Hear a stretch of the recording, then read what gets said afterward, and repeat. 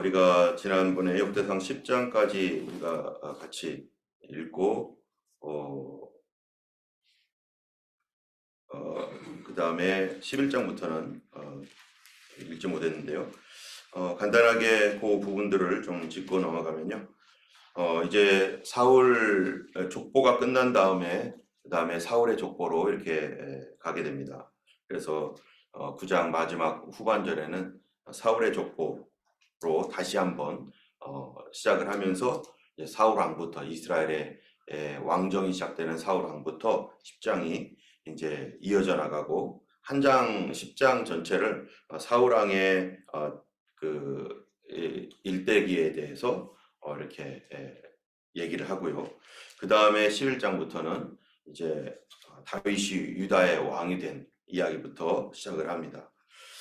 그래서 다윗이 유다의 왕이 되어서 어떻게 왕이 되었는지, 그리고 그때 다윗을 도왔던 사람들, 어떤 사람들인지, 사실 다윗이 헤브론에서 유다의 왕이 되고 이스라엘의 전체 왕이 될 때까지 약 7년이라는 시간이 7년 반 정도의 시간이 걸렸는데 그 기간 동안에 다윗이 하나님의 기름 부음을 받은 어렸을 때 사무엘로부터 기름 부음을 받은 그것이 하나씩 이루어지고 있죠. 그러나 그 하나님의 기름 부음이 이스라엘 전체에 이루어지기까지는 단계가 있었습니다. 첫 번째로는 이제 그 왕궁에 들어가서 사울을 서포트하고 사울을 돕는 일을 하다가, 두 번째로는 사울에게 쫓겨서 이리저리 방황하면서 살 길을 찾다가, 또 세 번째는 그 모든 싸움에서 정말 인내와 겸손과 하나님 말씀을 순종함으로 승리한 뒤에 곧장 이스라엘 전체 왕이 된 게 아니라 유다의 왕으로 이제 기름 부음을 받아서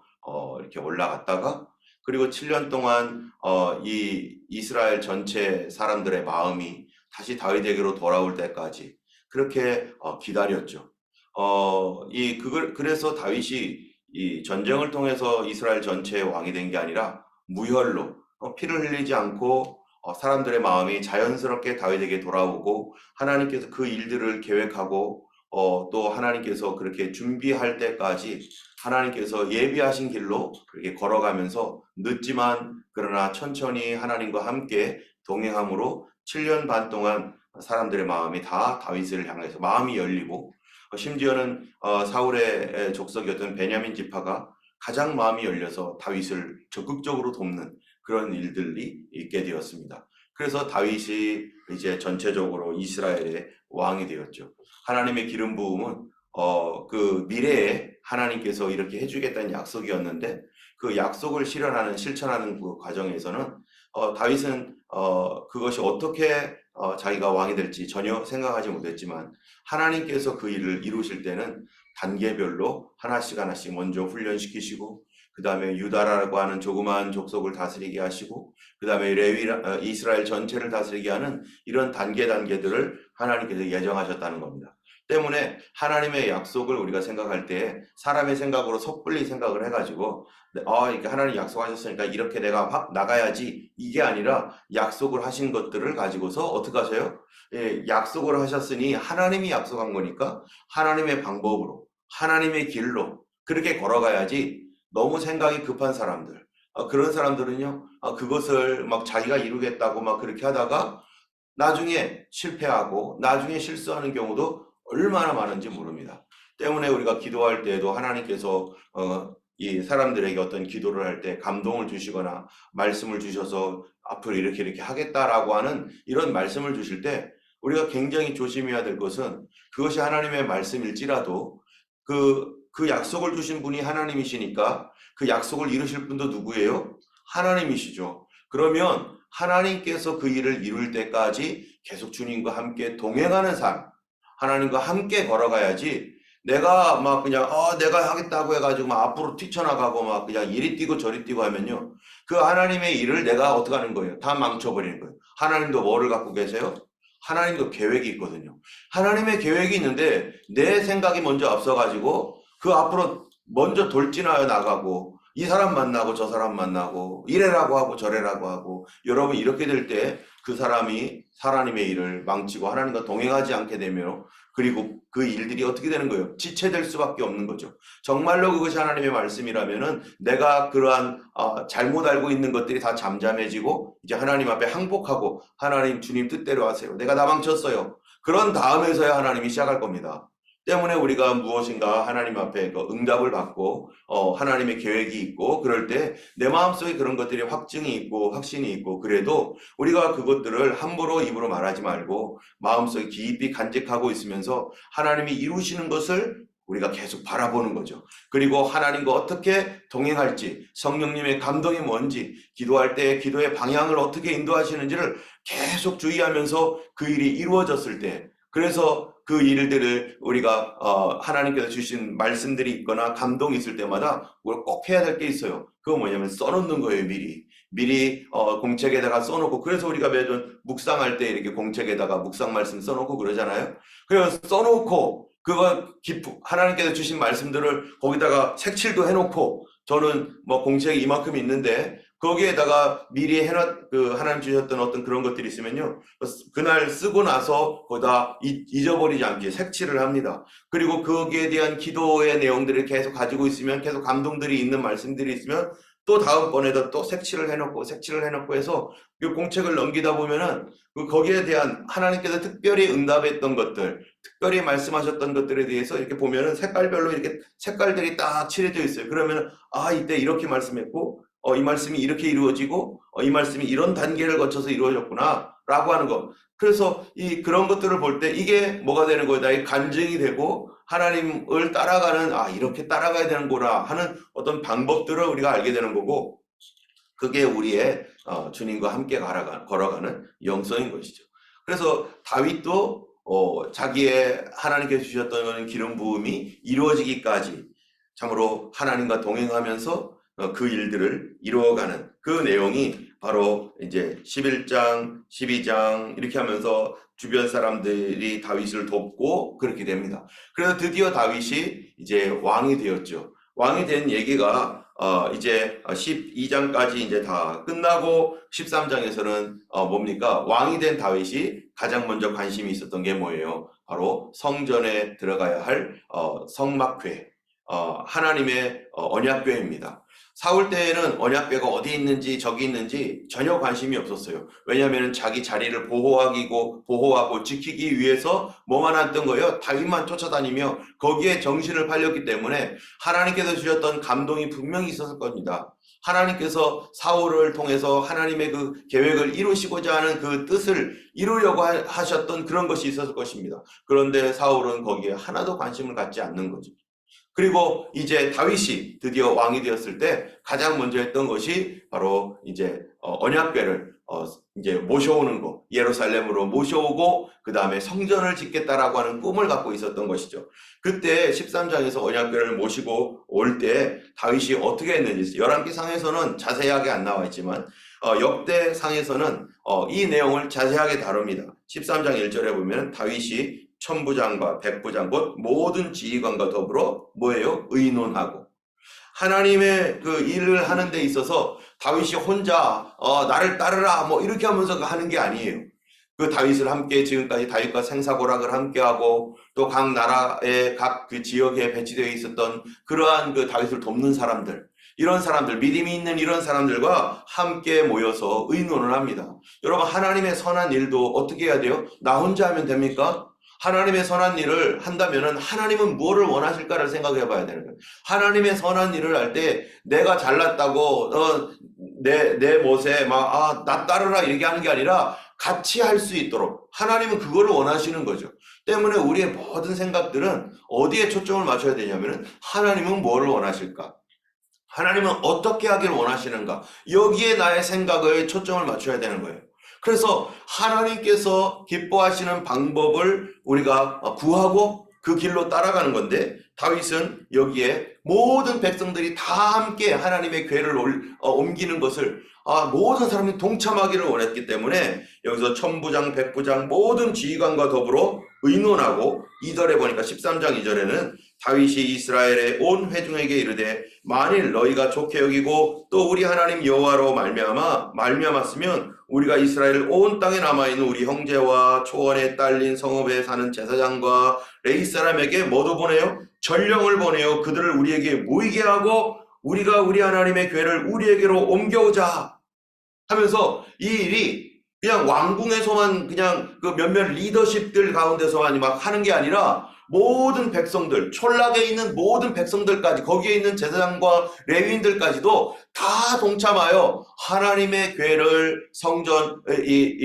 앞으로 성전이 있을 예루살렘에 모셔오는 것들을 다 기뻐하면서 이렇게 가자는 거죠. 이 얘기는 레위인과 제사장들 거기 다 있으니까 뭐 하겠어요? 하나님께 기도하고 하나님 가는 거 좋습니까? 어떻겠습니까? 물어보겠죠.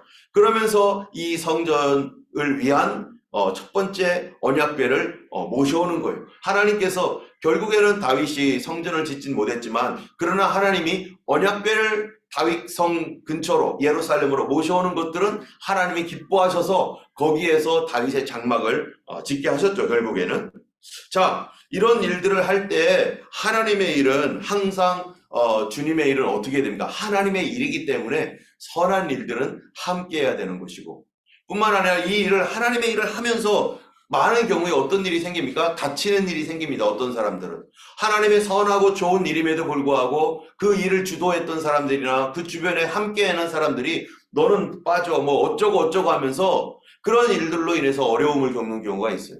그래서 그런 일들이 전혀 생기지 않도록 하나님의 일을 할 때는 함께 뭐 해야 돼요? 선한 일에도 조심해야 되는 것이죠. 그래서 이 고린도후서 8장 21절에도 보면은 예루살렘에 그 헌금을 가져가는 그러한 그 일 얼마나 귀한 일입니까? 흉년이 들어가지고 예루살렘에 있는 성도들이 고통을 받고 어려움을 당하는데 이 일을 하는 데 있어서 다른 사람이 오해하거나 또 불의한 일이 생기지 않도록 이 일들을 모든 사람이 공개하고 잘하는 그 일들을 사도 바울이 잘 전달해 주기 위해서 그래서 거기에 보면은 하나님의 일에도 뭐 한다? 조심하게 한다. 조심해서 한다.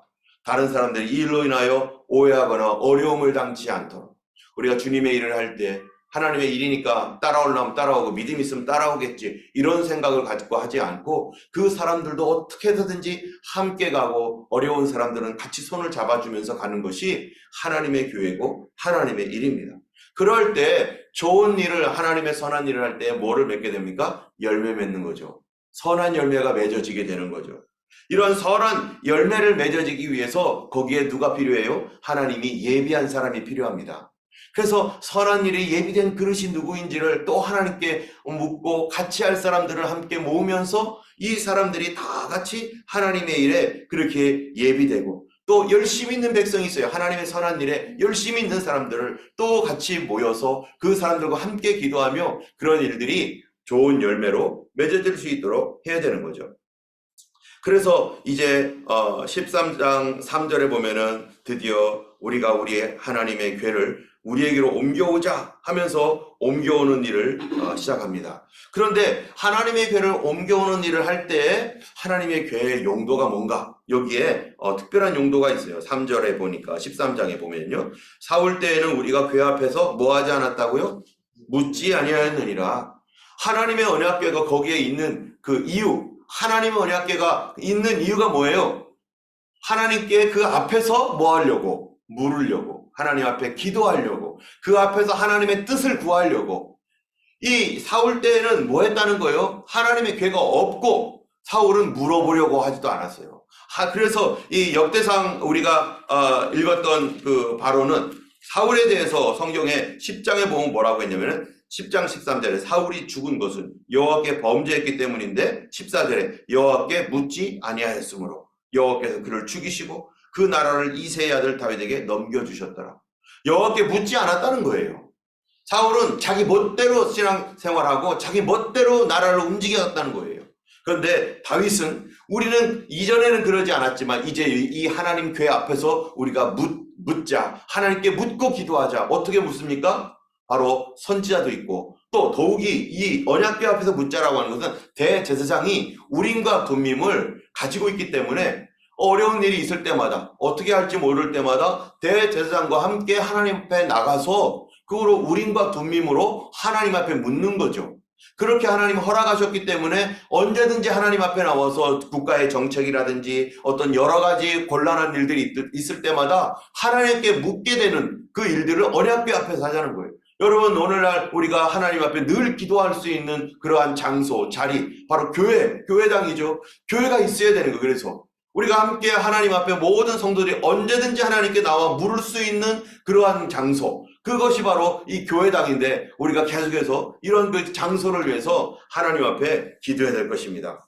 어쨌든 그렇게 해서 하나님께 물어가지고 그럴 거를 위해서 하나님께 경배하기 위해서 그렇게 이 언약궤를 모셔오는데, 이 4절에 보니까 13장 4절입니다. 뭇 백성의 눈이 이 일을 좋게 여김으로 온 회중이 그대로 행하겠다 한지라.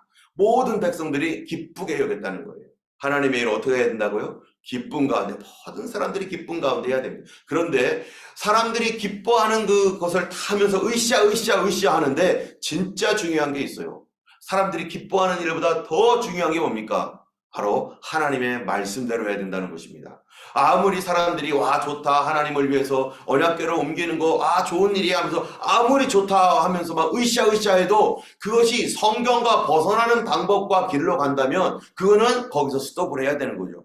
여러분, 우리가 아는 대로 언약궤를 어떻게 했어요? 새 수레에다가 거기다가 얹어놓고 그리고 소가 끄는 방식대로 막 끌어갔습니다. 그러니까 새로운 수레로 정성을 다하여서 하나님을 위해서 정성을 다한다고 했는데 사실 그 정성이 뭐였어요? 하나님의 뜻과는 전혀 상관없는, 하나님이 원하는 것과는 전혀 상관없는, 우리가 가끔가다 사람들을 이렇게 집으로 초대하거나 또 손님들을 음식을 대접할 때 내가 좋아하는 음식만 생각하고 내가 대접하는 사람들을 생각하지 않는다면 어떻게 하겠어요? 먹지 못하는 거예요. 나는 맛있게 먹는데 내가 초대한 그분들은 하나도 못 먹는 거예요. 그러면은 그 사람에게는 그것이 고통이고 괴로움이죠. 안 먹을 수도 없고 먹을 수도 없고. 저를 만약에 초대했는데 양고기 잔뜩 사다 놨다고 해보세요. 양 스테이크 갖다 놨죠. 해가지고 이런 거 있잖아요. 이렇게 여기 맛있는 부분 그거 열심히 구워가지고 맛있다 하시면서 열심히 드시면은 저는 아이고 배고파 이렇게 할 수밖에 없는 거죠. 하나님이 뭐를 원하시는가? 하나님 뭘 좋아하시는가? 나는 정성스럽게 뭔가를 했다고 하지만 하나님이 기뻐하지 아니하는 그거는 아무런 정성도 아니고, 그래서 우리가 예수님을 믿을 때 반드시 알고 있어야 되는 게 있습니다. 뭡니까? 바로 하나님의 말씀이에요. 하나님의 말씀에 뭐라고 있는가? 하나님의 뜻이 무엇인가? 그것을 알아야 되는데 사단은요 어떻게 합니까? 이 하나님의 말씀을 모르게 가리게 합니다. 여러분, 죄들이 여러 가지 죄가 있어요. 그 중에 가장 무서운 죄, 가장 무섭고 잔인한 죄가 어떤 죄입니까? 바로 무지의 죄예요. 무지의 죄. 몰라서. 여러분, 모르면 어떡합니까? 담대해요. 죄 짓는데 담대해집니다. 죄책감 하나도 느끼지 않습니다. 왜? 그게 당연한 줄 아니까. 나중에 알고 보면 그것이 얼마나 하나님을 괴롭게 하고 얼마나 다른 사람들을 힘들게 했는지 알게 되면 그때서야 아이고 잘못했네 하지만 이미 다 엎질러진 물이죠. 사단은요 어떻게 해서든지 성도들이 하나님 말씀에 무지하게 만들어서 뭐하지 못하게 하는 거예요? 성경 공부 못하게 만듭니다. 하나님 말씀에 대한 그러한 그 뜻을 분별하지 못하게 합니다. 적어도 이런 일을 할 때에는 뭐를 했어야 되는 거예요? 알아봐야 되는 거죠. 뭐를 알아봐요? 진리가 무언가, 하나님 뜻이 무언가 알아보려고 하는 마음도 없었던 거예요. 그냥 내 생각대로, 내 상식대로 이러면 되겠거니. 그런데 하나님의 일은 그런 게 아닙니다. 여러분, 교회 일도 마찬가지죠. 내 생각대로, 내 방식대로 이러면 되겠거니. 그러나 그거는 하나님과 관련이 없는 거예요.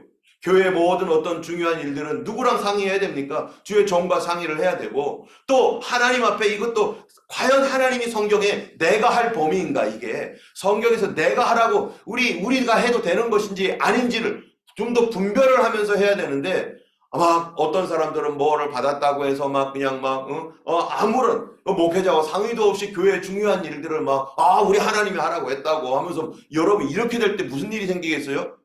사단이 하는 일이 됩니다. 그거는요. 왜 다 갈라집니다. 그것 때문에 갈라집니다.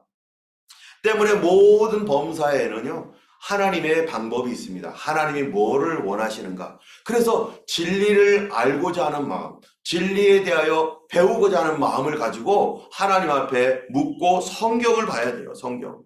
사단은 어찌하든지 우리가 말씀을 모르고 어떻게 되는 거예요? 망하기를 원하고, 교회가 말씀에 대하여 모르고 무너지기를 원하고, 믿지 아니하는 사람들은 영원히 하나님 말씀을 모르고 멸망받기를 원하고, 사단이 쓰는 가장 악랄하고 악한 방법이 바로 무지입니다. 무지. 모르게 하는 거. 그래야 죄책감도 없이 그대로 쭉 나가니까. 그런 가운데서 이제 이스라엘 백성들이 결국 언약궤를 옮겨오지 못하는 그런 상황이 되었습니다. 옮겨오지 못하는 상황에서 이제 오벳에돔의 집에 들어가 가지고 그것이 석 달 동안 있는 동안에 오벳에돔의 집에 하나님의 은혜가 있어서 거기에 계속 은총을 부어주신다는 소문이 났어요. 모든 일이 막 다 잘 되고 막 있다는 거예요. 무슨 일이 있었는지 잘 모르겠어요. 사람들의 병이 나았는지, 갑자기 또 어떠한 하나님의 선물들이 있었는지는 정확하게 모르지만 그런 일들이 있었습니다. 여러분, 그렇다면은 다윗은 언약궤를 잘못했다가는 큰일 나겠다 해가지고 두려워가지고 손을 벌벌 떨면서 그러지 못했는데, 오히려 오벳에돔의 집에 들어가니까 그 언약궤를 통하여서 오벳에돔의 집이 복을 받고 있는 것을 보면서 문제가 뭐라는 걸 아는 거예요. 아, 이게 지금 우리가 뭔가 잘못했구나. 저 집이 언약궤를 가지면은 더 큰 그 집도 혹시 큰일 생기는 거 아니야? 이러고 있었는데 그 집이 오히려 복을 받으니까 오벳에돔이라는 사람이 정말로 하나님의 언약궤를 감당할 만한 그런 신실한 그런 사람이었던 것 같아요. 어쨌든 그래서 다윗이 다시 사람들을 불러 모으고 성경을 뭐합니까? 연구합니다. 도대체 성경은 뭐였는가? 당시에 다윗도 성경을 잘 몰랐다는 거죠. 이미 창세기, 출애굽기, 레위기, 민수기, 신명기에 다 있는데 그 안에 레위기만 봐도, 민수기를 봐도 그런 것들, 신명기에 그런 말씀들이 쫙 기록되어 있는데 다윗은 그런 거 전혀 모르고, 심지어 제사장들도 어땠다는 거예요? 잘 몰랐을 수 있다는 거예요, 이 사람들이. 그제서야 정신을 차린 거죠. 여러분, 우리가 하나님 말씀을 잘 모르고 살아갔었을 때 우리가 한 번 실수는 할 수 있어요. 그러나 그런 것들이 어떻게 되는 거예요? 계속 반복되면 안 되는 거죠. 하나님 말씀에 대하여 그래서 더 연구해야 돼요. 이때 이런 일을 통해서 다윗 때는요, 말씀을 많이 연구했을 것 같아요. 하나님 말씀이 무엇인지에 관심을 갖고. 그래서 15장에 오늘 그래서 그렇게 이어지어 나가는 겁니다. 14장은 중간에 사실은 이거는 14장 말씀은 삽입된 거예요. 원래 13장, 그 다음에 시간 순서는 15장 이렇게 가는 거죠. 중간에는 다윗 궁전에 대한 뭐 이런 얘기가 있는 거고요. 15장의 1절에 다윗이 다윗성에서 자기를 위하여 궁전 세우고 또 하나님의 궤 둘 곳을 마련하고 그것을 위하여 장막을 지었습니다. 그리고 2절에 다윗이 레위 사람 외에는 하나님의 궤를 맬 수 없다 해가지고요, 하나님의 이 성경에서 예비된 사람들, 고앗 자손 이런 사람들을 택해가지고 이제 메어올 때 어떻게 메어오느냐, 3절에 보니까 다윗이 이스라엘 온 무리를 예루살렘에 모으고 여호와의 궤를 그 마련한 곳으로 메어 올리고자 하여 다윗이 아론의 자손과 레위 사람을 모으니 고앗 자손, 므라리, 게르솜, 엘리사반, 헤브론, 우시엘 자손, 이런 사람들을 모아다가 바로 하나님의 궤에 옮기는 그 모든 일들에 그들이 감당하게 이렇게 합니다. 이런 일들을 하면서 과거의 삶에 대하여 이제는 확실하게 뭐한 거예요? 고친 거예요. 반성을 하고 이제 하나님 앞에 말씀 뜻대로 이제 움직여 나가는 것이죠. 그래서 12절에 보면은 이런 사람들을 불러가지고 뭐라고 하냐면은 그들에게 이르되 너희는 레위 사람의 지도자이니 너희와 너희 형제는 몸을 성결하게 하고 내가 마련한 곳으로 이스라엘 하나님 여호와의 궤를 메어 올리라. 하나님의 그 언약궤를 메어 올리는 사람들에게 요청한 게 뭡니까? 너희들은 너희 몸을 성결하게 하라. 하나님께서 성도들에게 하나님의 일을 감당하기 위해서 뭐 하라는 겁니까? 성결을 요구하고 있는 거죠. 우리가 하나님의 일을 하는 사람들마다 하나님 앞에 성결해야 될 줄 믿습니다. 고린도전서 3장 16절에 너희가 하나님의 성전인 것과 하나님의 성령이 너희 안에 거하시는 것을 너희가 알지 못하느냐. 하나님의 성전은 거룩하니 뭐하다고요? 너희도 거룩하니라. 우리가 거룩한 존재라는 거. 하나님께서 거룩한 존재라는 사실, 하나님의 일을 하는 모든 사람들은 거룩한 사람이죠. 그래서 거룩 성자를 쓰는 거죠. 성도, 성직자, 또 성물, 이런 거는 우리가 대단한 어떤 것이 아니라 하나님의 일을 하기 때문에 우리 자신을 스스로 깨끗하게 하고 그 하나님 앞에 순결하게 나아가는 것, 그것이 우리가 늘 해야 할 성도들의 삶이 되는 것입니다. 이렇게 하나님의 궤를 이제 마련해 놓은 곳으로 갈 때 13절에 보니까 전에는 너희가 매지 아니하였으므로 우리 하나님 여호와께서 우리를 찢으셨으니 이는 우리가 규례대로 그에게 구하지 아니하였습니다. 이 성도가 실패하는 이유가 뭐였다는 거예요? 하나님의 말씀에 따르지 않았기 때문에, 하나님의 말씀을 몰랐기 때문에. 그래서 하나님께서 찢으셨다. 하나님을 믿고 그 마음은 다 압니다. 마음은 어떠한지 다 알아요. 선한 마음, 좋은 마음 같죠. 다 예수를 믿으면 좋은 마음, 선한 마음으로 합니다. 그런데 말씀에 무지합니다. 질서도 없습니다. 그냥 좋으면 무조건 다 해야 되는 줄 알고 착각합니다. 여러분, 성령의 은사 중에 맨 마지막 은사가 뭐죠? 절제의 은사입니다. 절제의 은사라는 것은 좋은 것도 절제해야 되고 나쁜 것도 절제해야 되고 그냥 절제일 뿐이에요. 우리가 죄악은 당연히 절제하며 하나님 앞에 그것을 끊어야 되지만 좋은 일도 넘치게 하지 않도록 하나님이 원하는 만큼 하나님의 기뻐하시는 대로 해야지, 그거를 내가 좋다고 해서 왜 좋은 일 왜 막냐고, 이렇게 좋은 일을 왜 막냐고 절제하지 않으면요, 그것이 흘러넘치면 그것이 더러워지게 되는 것이고 하나님의 거룩을 훼손하고 하나님의 영광을 방해하는 일이 되기 때문에 우리가 모든 일에 절제해야 됩니다. 말하는 것도 절제해야 되고, 이렇게 하나님 앞에서 이제 말씀대로 순종하는 그러한 삶을 살아가는 그러한 성도가 되어야 될 뿐만 아니라 이제 역대상에서 말씀하신 대로 그렇게 말씀대로 이제 하나님 앞에 메어갑니다. 그러면서 16절에서부터 29절까지는요 무슨 내용이냐면은 언약궤를 운반하기 위하여 레위인이 이제 새로운 임무가 부여가 되고, 그리고 언약궤를 드디어 예루살렘의 성막으로 모셔 옮기는 그 일들을 하게 되는데, 여러분, 레위인은 원래 뭐 하는 사람들이에요?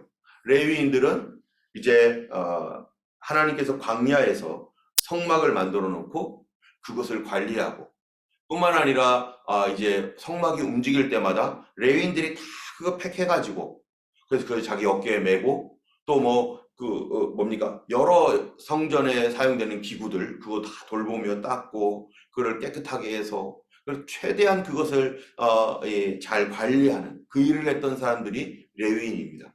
이 사람들이 이제 광야의 길을 다 통과해서 이제 실로에다가 이제 성막을 짓고, 그 실로에서 있었다가 그만 블레셋의 침략을 받아서 실로가 무너지고 나니까 이것이 이리저리 다 흩어졌어요. 그런데 레위인은 여전히 존재하죠. 레위인들은 광야를 움직일 때 그 모든 일들을 감당하고 성막을 걷고 닫고 이거를 관리하는 일, 수리하고 이런 일을 계속 했는데, 이제 오랫동안 한 곳에 있어야 될 이제 성전이 지어질 예정입니다. 앞으로. 지금 다윗은 그거를 생각하고 있는 거죠. 그런데 레위인은 이제 이 한 곳에 머물러 있는 건물 안에서 이제 그러한 그 하나님의 성전을 봉사해야 되는데, 그러면은 레위인은 더 이상 뭐 풀고 뭐 다시 팩하고 뭐 이럴 일이 없는 거예요. 레위인의 임무가 어떻게 되겠어요? 점점점 이제 그 일을 할 수가 없는 상황이 됩니다. 자기의 어떠한 포지션을 잃어버리는 거예요. 뭐 때문에요?